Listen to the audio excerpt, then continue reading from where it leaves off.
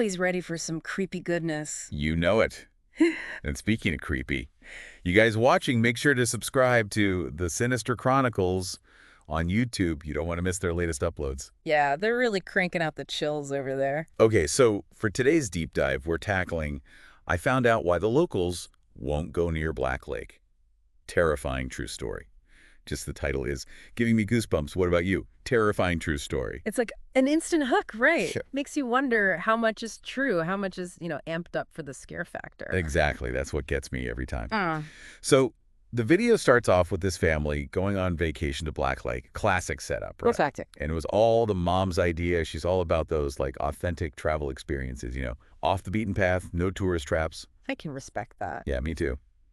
But they found Black Lake on this, I don't know, kind of obscure travel blog. And even Sarah, the narrator, mentions how like filtered those photos were. Oh, yeah, a little too perfect, huh? Way too perfect, like almost like a warning sign right from the beginning. It's like that classic horror movie trope, right? Where the beautiful place hides something dark. It totally is.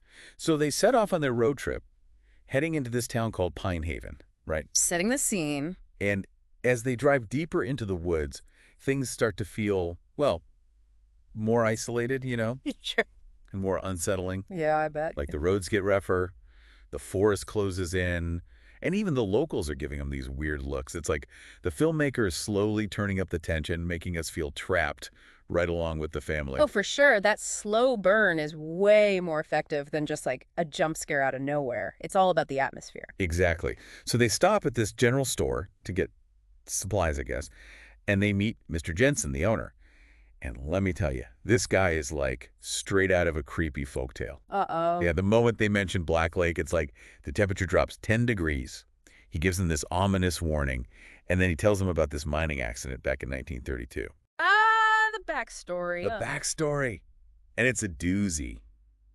Apparently, the miners, well, they dug too deep and awakened something down there in the flooded tunnels. Ooh, messing with forces they didn't understand. That's never good. I know, right? And then he gives them this super cryptic warning. He's like, it's the kind that hungers. And then he just clams up. Chilling. So vague, but so effective. Super effective. And it's not just what he says, it's how he says it. Sarah mentions his trembling hands, the way he stares at Emma, her little sister. It's creepy with a capital C. Oh, yeah, those little details, they make all the difference. They make it feel real, Absolutely. So finally, they arrive at the rental cabin, which is right on the edge of this massive lake. And the first thing Sarah points out is how dark the water is.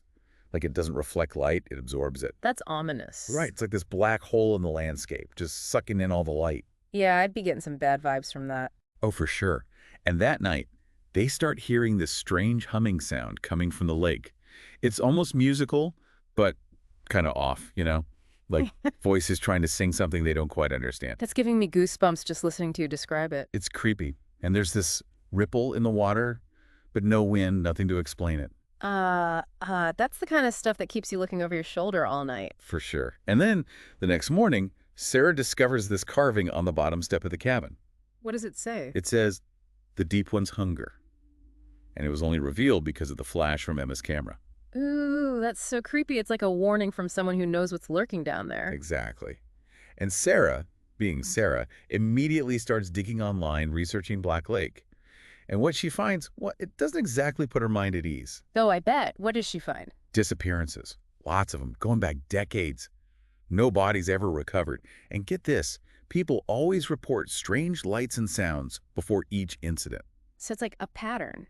A really, really creepy pattern. Right. And that brings us to, like, the day before everything goes down. It's their third day at the lake. The heat is oppressive. And even Sarah's dad, who's been skeptical up to this point, suggests they all go for a swim.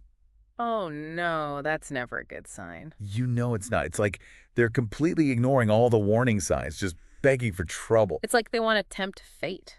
Right. And of course, they decide to go swimming. Sarah describes the dark sand, the water being freezing cold, and this feeling of a sudden drop-off beneath her feet. Okay, so they're literally descending into the unknown, into the depths. Yeah. That's classic horror symbolism right there. Totally is. And then Emma, who's swimming ahead with her underwater camera, she surfaces with this look of pure terror on her face. Oh, man, I know that look. She saw something down there. She did, and it's not pretty. Okay, now I'm hooked. What happens next? Well, you'll have to wait until part 2 to find out. We're going to take a break, but we'll be right back with the rest of our deep dive into 2. I found out why the locals won't go near Black Lake. Terrifying true story. Don't go anywhere. All right, so we left off with Emma surfacing from the lake, looking like she'd seen a ghost. Yeah, more like a monster from what happens next. She's like trying to speak, but she's so terrified the words aren't coming out. Total panic mode. And then boom, something yanks her back under the water. It happens so fast, it's like a whirlpool appears out of nowhere, and then silence. Oh, wow, just gone. It's brutal. And Sarah, being the amazing sister she is, she dives in after Emma, no hesitation. Brave, but maybe a little reckless, huh? Yeah, maybe. But she's driven by pure adrenaline at this point. She describes the water as this absolute darkness, freezing cold, and that humming sound, remember? Yeah, the creepy humming. It's like amplified now, vibrating through her entire body. Sensory overload in the worst way possible. Totally. And then she sees them, these shapes, moving in the darkness, but not like any human swimmer. Uh-oh. What do they look like? She describes them as pale, their limbs too long, and their eyes glowing in the dark. It's like something out of a nightmare. Yeah, that's definitely crossing over from creepy to terrifying. Big time. Somehow, Sarah manages to get back to the surface, gasping for air, just in time to see her dad diving in after Emma. Oh no, he doesn't know what's down there. Nope. And that's when, from the depths of the lake, they rise. These beings, it's hard to even describe them. Try your best. We gotta know. Sarah says they were like a mix between human and something else. Their bodies were fluid, constantly shifting, and their faces, she said they were beautiful, but in a disturbing way. Alien, you mean? Like not of this world. Exactly. And then one of them speaks in perfect English, but the voice, it's like water rushing through ancient pipes or stones grinding together. And it says, the blood price. The miners paid it first. Now you. Okay, whoa. That's not just scary. That's like deeply unsettling. It implies a history, a grudge, something that goes way beyond just random violence. Right, like there's a reason, a purpose behind what they're doing. And Sarah's dad, he just keeps swimming down, searching for Emma, completely oblivious to the danger. It's heartbreaking. He has no idea what he's up against. None. And then the water explodes around him as those things, those beings, descend on him. It's quick, violent, and then he's gone too. It's like they're forces of nature, just unstoppable. Sarah managed to make it back to shore. She and her mom run for their lives, hearing those creatures behind them, their voices like nothing human, their screams echoing through the night. I bet that sound haunted her for a long time. Definitely. The police, of course, their search turns up nothing. A few personal items wash ashore, but no bodies.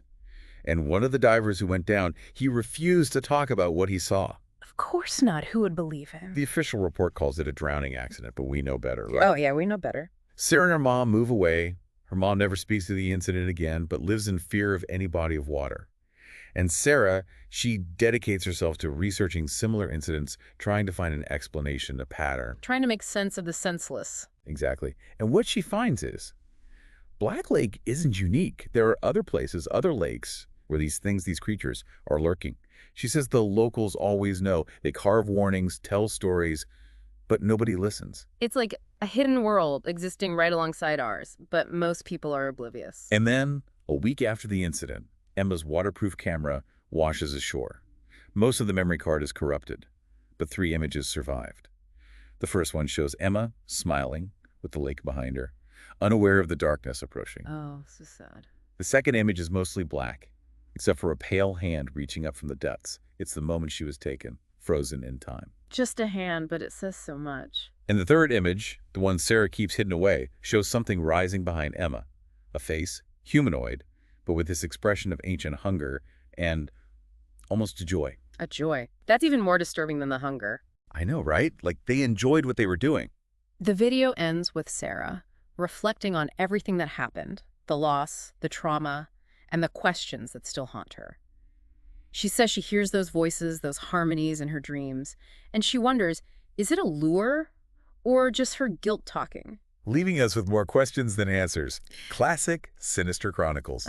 Man, that video, it really gets under your skin, doesn't it? I found out why the locals won't go near Black Lake. It's like the more you think about it, the creepier it gets. I know, right? It stays with you. And you know, I think a big part of why it's so effective is the atmosphere. The Sinister Chronicles, they're really good at building suspense, using sound and visuals to create this sense of, I don't know, impending doom. Oh, for sure.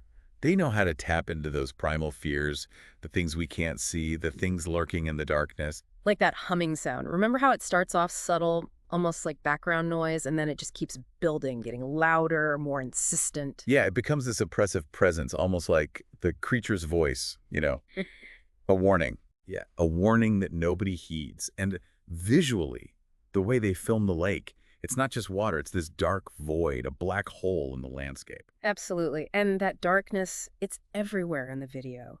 The forest, the shadows in the cabin, even the creatures themselves, they're described as pale, almost glowing against the black. Yeah, it's like darkness is the real monster in this story.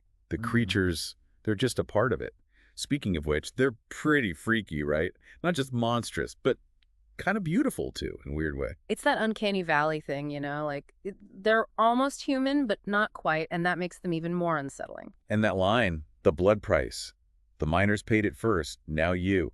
It's like they're not just attacking randomly, they're collecting a debt or something. It's revenge, but on a cosmic scale. Like they're punishing humans for disturbing their world. And the way they move, so fluid, so graceful, almost like they're not bound by the same laws of physics as us. Yeah, it adds to their otherworldly quality. They're not just creatures. There's something else entirely, something ancient and powerful. And that final image from Emma's camera, the creature rising behind her with that look on its face, man, chills. It's the stuff nightmares are made of. And the way the video ends, with Sarah hearing those harmonies in her dreams, wondering if they're calling her back to the lake. It makes you think, doesn't it? Like maybe she's not just haunted by the trauma, maybe she's actually being drawn back to the darkness. Maybe some part of her wants to be reunited with her family, even if it means joining them in the depths of Black Lake. That's a terrifying thought. This video definitely makes you think twice about exploring those off-the-beaten-path destinations, huh? Yeah, some secrets are best left buried, some places are best left undisturbed. Well said. Big thanks to the Sinister Chronicles for another chilling tale. Make sure you guys check out their channel on YouTube. You won't be disappointed. And until next time, sleep tight and maybe leave a light on, just in case. You got it. See you all next time.